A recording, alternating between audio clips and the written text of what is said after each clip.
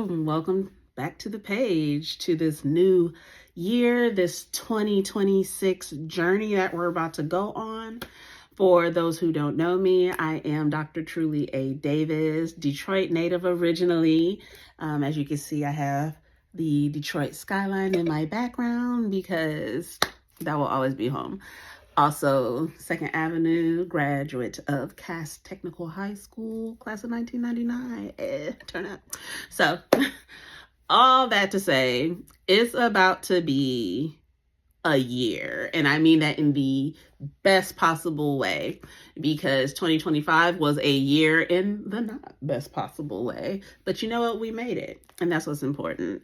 So, I have decided that I am going to be very intentional with blogging my journeys this year. And I'm holding myself accountable by posting these things and just dragging whoever wants to come along with me. So a few things. I had a yearly, quarterly, really, meeting with hubby yesterday, which was the actual first. And we went ahead and we started setting our goals for Q1.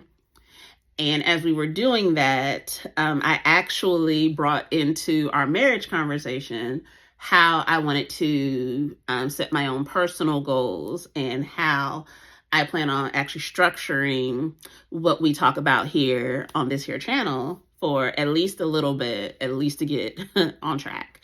And so how I told my hubby is essentially for 2026, I only got 5 F's to give. I only got 5.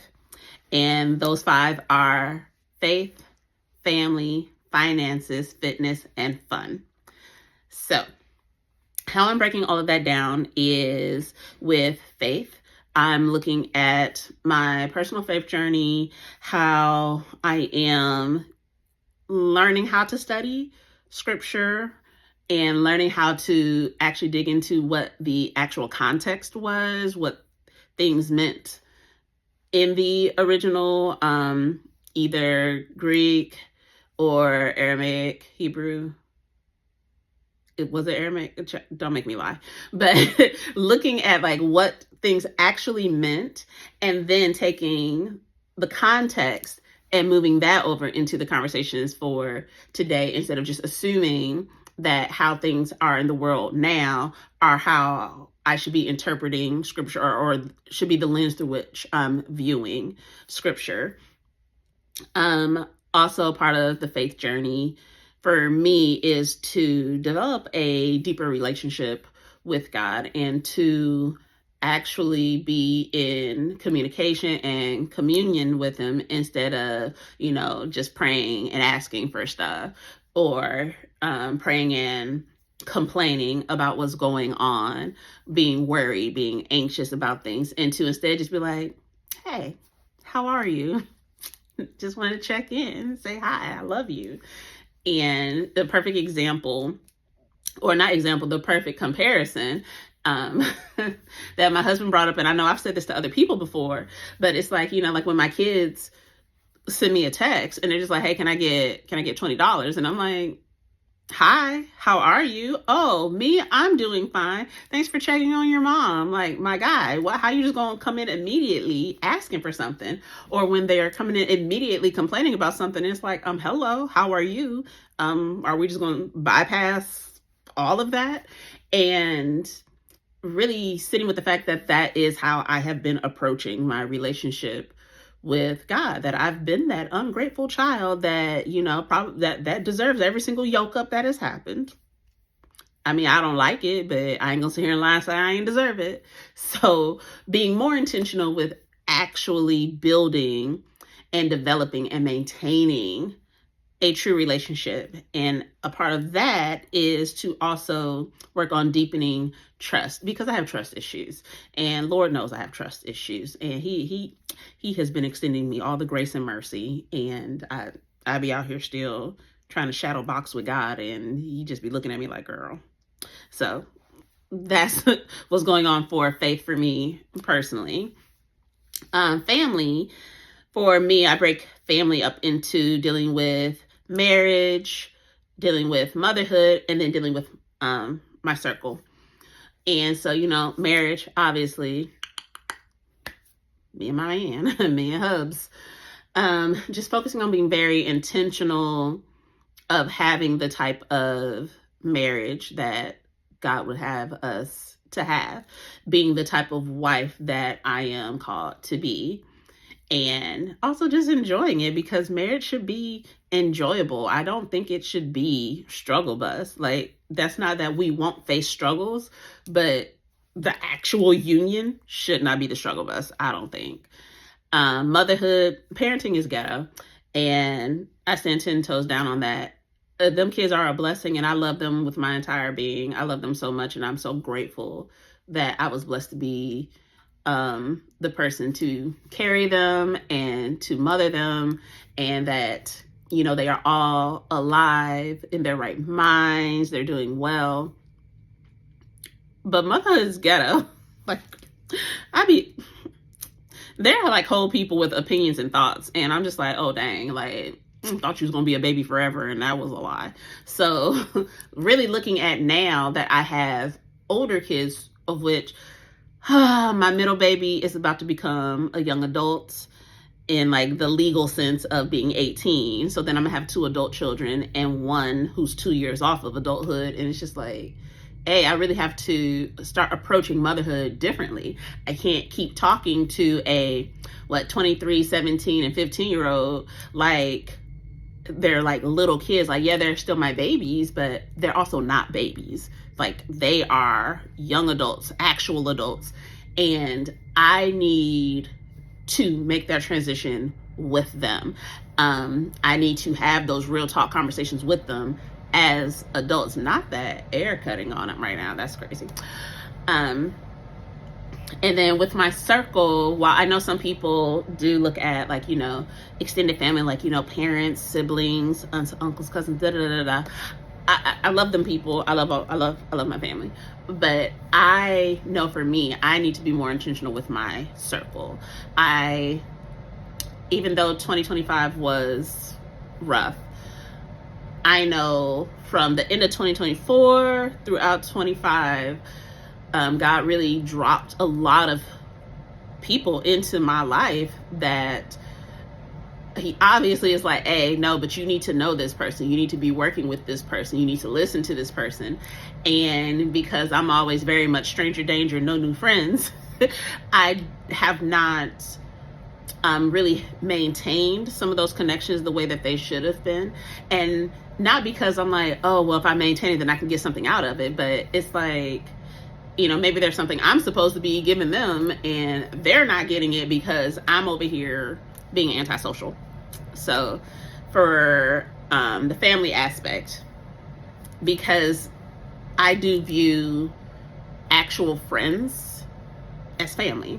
So for me, that is a huge focal point of this year, is actually being intentional with how I am cultivating and maintaining those relationships. When we talk about finance, this is my least favorite conversation ever, but just looking at business and personal couple family goals with money, like the savings account needs to be saving, because otherwise what is it there for? I just need my savings account to have savings in it, so in case of emergencies we have it. But for me, my relationship with money has always been strenuous at best. It's actually been very trash.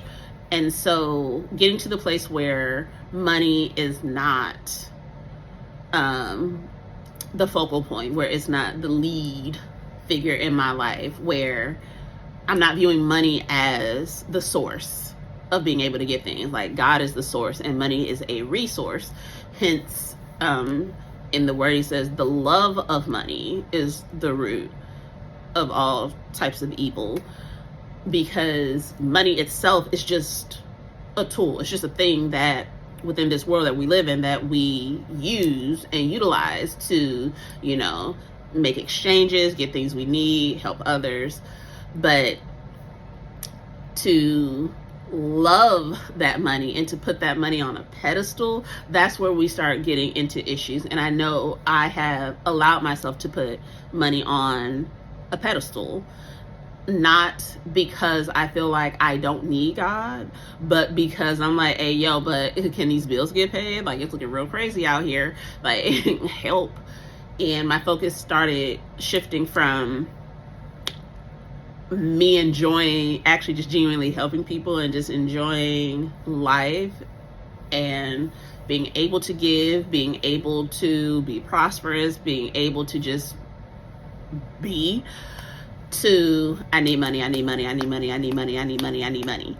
And so for me, a huge thing for this year will be one of my huge journeys will be to heal that relationship that I have with money and put the focus back on not only God being the source, but also I know He is entrusting or has been trying to entrust me with things, and I keep jacking it up because I won't actually look at money for what it is, a resource.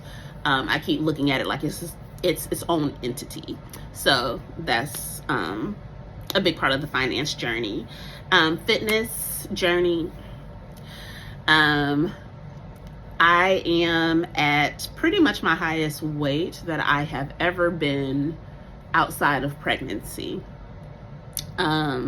which is absolutely nuts because a few years ago I got down to a really good place, maintained for about a year, and then life started lifing and I just threw everything out the window.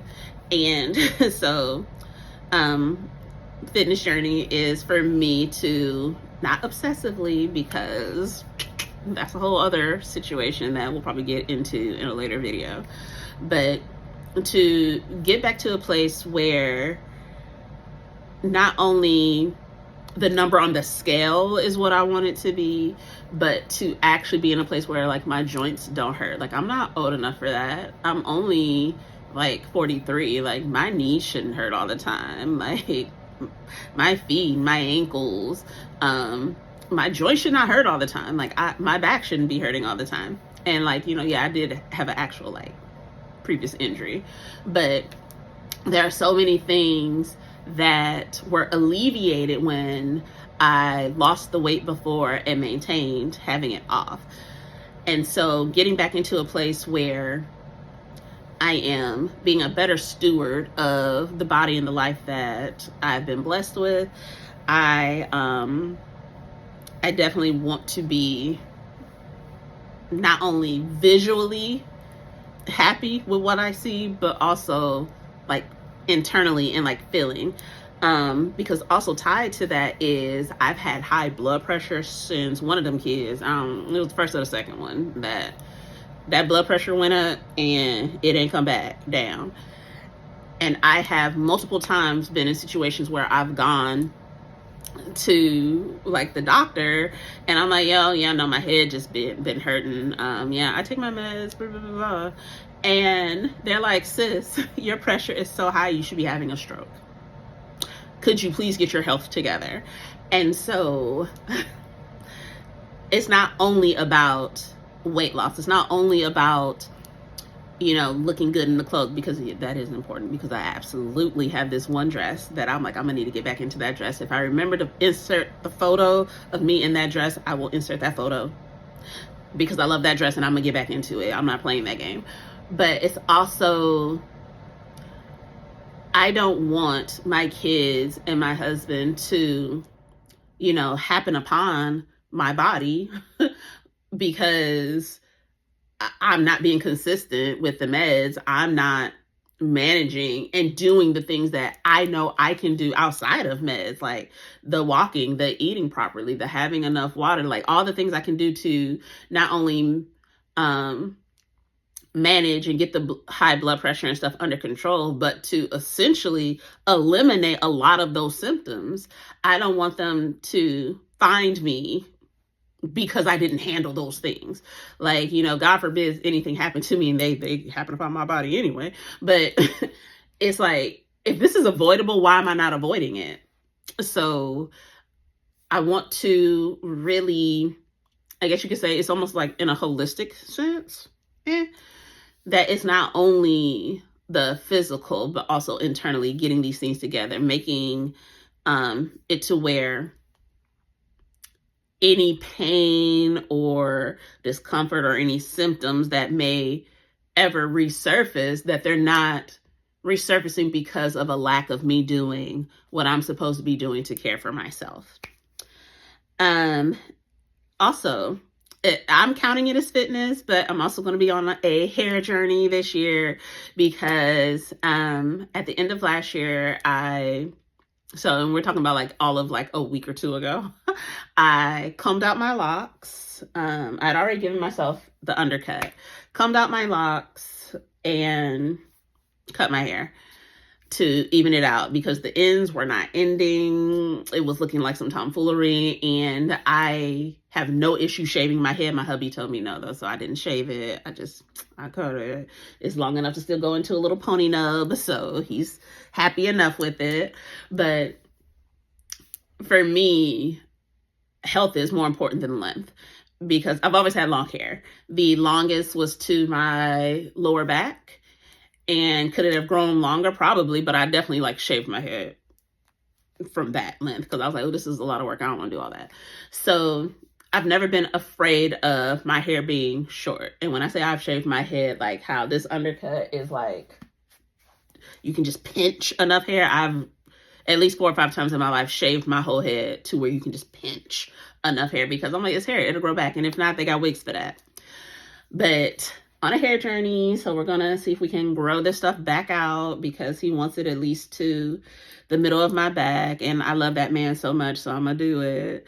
I also like being able to have a bun, so I'm not mad at it. And I've done this grow out process before, so looking forward to see how far we get in Q1, how far we are by our birthdays and anniversary week in the middle of June, and like seeing where we are at the end of this year and just seeing what the length is doing.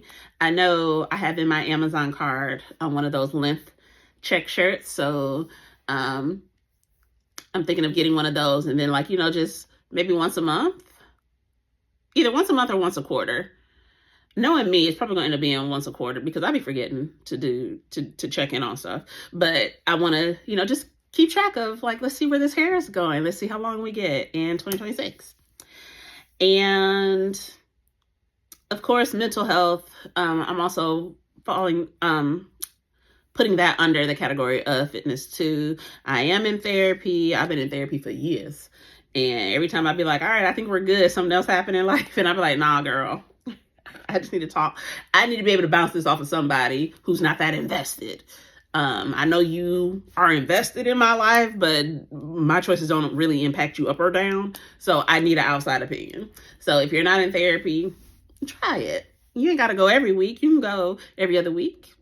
You can go once a month. You can do a quarterly check-in. But just to have that outside opinion is so valuable, especially when you find someone who they genuinely, number one, they know what they're talking about and they know what they're doing, and that they have an understanding of you and a care. So my therapist is a younger Black woman. We're around the same age range.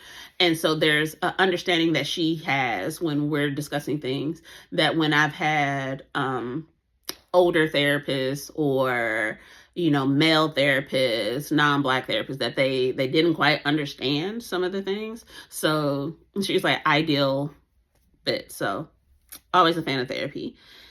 And then last category is fun. So one of my big things is luxury. And this year I want to be very clear on how I'm defining that and how that is going to look in my life. So for anyone who has ever worked with me before, they know, or even just come across like some of my social media posts. For me, luxury is more than just the things you can buy. It's more than the big trips. It's more than the spa days, of which all of those things are great and amazing and I love them. But the fact that I can step out on the back deck with a cup of coffee and watch the sunrise, and it's quiet and it's peaceful. I'm like, that's a luxury, because that's something everybody can't do. The fact that I am alive today, I have made it to 43 and a half. Yeah, 43 and a half. That's a luxury. The fact that I've lived long enough to have the little gray hairs that are popping up disrespectfully all over my head, that's a luxury, because that's not something everybody has been able to do. That's not something everybody has had access to. So really reframing how I'm looking at it and how I can ensure that I am not only looking for and acknowledging the luxurious moments throughout my day, but just being very intentional and being grateful for them, because I don't have to be in a position where I can have those things. So I definitely want to really highlight that. Some other things I have listed under fun. I need a new hobby. I need to pick up a hobby / learn a language. I have started learning languages multiple times throughout my life. So I have the most janky mix of Japanese, French, and Spanish in my head.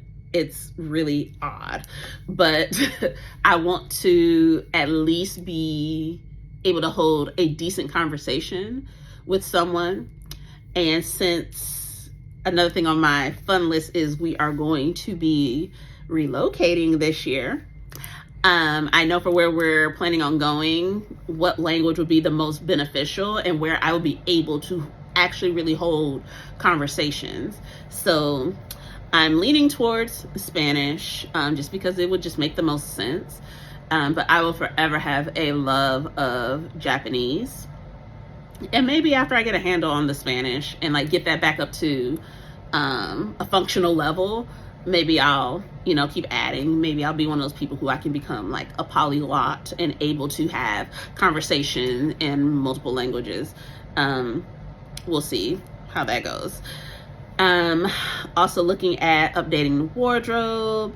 I love keeping nails done, so I am in need right now. So I'm not gonna hold them up right. We ain't gonna do that to ourselves right now. But the hair journey, like just making sure I'm doing fun things with that. Shoes and travel is a huge, massive fun thing, because my hubby and I, when we first met, we both absolutely loved traveling. And I would say maybe over the past year or two, we haven't been able to travel as much as we were doing when we first met. And so really kind of getting back into like, okay, even if it's just Canada or Mexico, and it's like, those are whole different countries. A random sidetrack, like just offshoot. Growing up in Detroit, I knew Canada was not a part of the States. Like I knew that. And I knew it was another country, but it didn't seem real because it was right there across the bridge. Like you could be in downtown Detroit looking across the water and it's like you're looking at Canada. So to me, Canada never counted. And I had a friend who she grew up in Cali, and she felt the same way about Mexico, that she was like, and like she's the reason I say it like that now instead of Mexico, because that is apparently incorrect. So he's like Mexico, and I'm like, cool, we'll do our best. We'll see what happens. Let's see if that improves any with these Spanish lessons. But all that to say, even if we're going somewhere that's not, far, like you don't have to go to Europe for it to be travel. Like you don't have to go to a whole other continent for it to be travel. My guy, you can go down the street and it technically be travel.